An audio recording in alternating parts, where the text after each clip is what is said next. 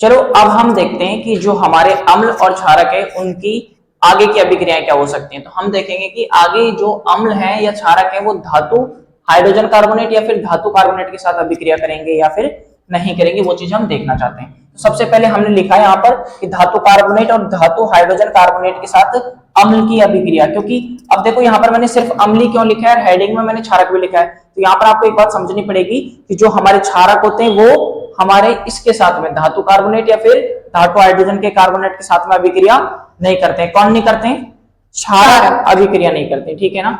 अब क्षारक नहीं करते तो सिर्फ अम्ल बचे हमारे पास। तो अम्ल किसके साथ अभिक्रिया? धातु कार्बोनेट और हाइड्रोजन कार्बोनेट के साथ अभिक्रिया करके क्या बनाएंगे? तो क्या बनाएंगे आपका लवण। लवण प्लस कार्बन डाइऑक्साइड और जल। जल। तो ये तीन चीज बनेंगी, लवण, कार्बन डाइऑक्साइड और जल। ये तीन चीज हमारे बनने वाली है। हम देखते हैं एग्जांपल से इस चीज को, ठीक है ना।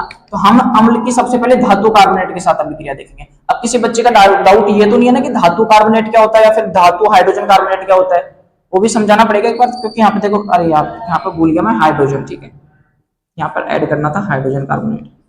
अब किसी का अगर डाउट हो तो चलो मैं बता देता हूँ। कार्बोनेट का फॉर्मूला हमने पढ़ा था, क्या होता है? CO3।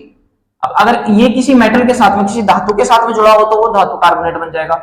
जैसे कि Na2CO3, Na2 में सोडियम क्या है हमारा? धातु है, और ये क्या है हमारा? कार्बोनेट। तो धातु के साथ में जब भी कार्बोनेट है तो क्या बनेगा? धातु कार्बोनेट, ठीक है ना। अब देखो यहाँ पर मैंने धातु कार्बोनेट को ले लिया, दूसरा हमने यहाँ पर अम्ल ले लिया। HCl क्या है हमारा? अम्ल है, ठीक है ना।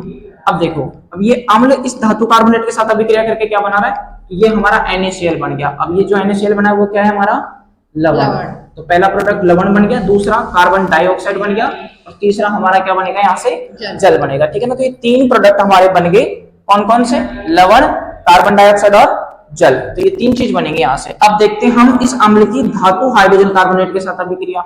अब जैसे कि अब इस कार्बोनेट के साथ में ये धातु था, ये कार्बोनेट था, इसके बीच में अगर हम हाइड्रोजन और ऐड कर दें तो ये क्या बन जाएगा? धातु कार्बोनेट की जगह पर क्या बन जाएगा? धातु हाइड्रोजन कार्बोनेट बन जाएगा, ठीक है ना। तो ये हमारा धातु हाइड्रोजन कार्बोनेट। देखो यहाँ पर ये हमारा सोडियम है, धातु हाइड्रोजन है प्लस कार्बोनेट है, यानी कि धातु हाइड्रोजन कार्बोनेट है कि नहीं है? तो धातु हाइड्रोजन कार्बोनेट हो गया हमारा। इसकी अभिक्रिया किससे करवाएंगे हम? अम्ल से। HCl क्या है हमारा? अम्ल। तो अब अम्ल के साथ में जब भी अभिक्रिया करेगा तो ये क्या बनाएगा? NaCl, जो कि हमारा क्या है? लवण। अभी तो पढ़ा है हमने कि लवण है, उसके साथ क्या बन गया आपका? कार्बन डाइऑक्साइड, और उसके साथ और क्या बन गया? जल बन गया। तो ये तीन चीज आपकी यहाँ से बन गई। आपको अभिक्रिया समझ में आ रही होगी कि अम्ल किस तरीके से धातु कार्बोनेट और धातु हाइड्रोजन कार्बोनेट के साथ अभिक्रिया करेंगे।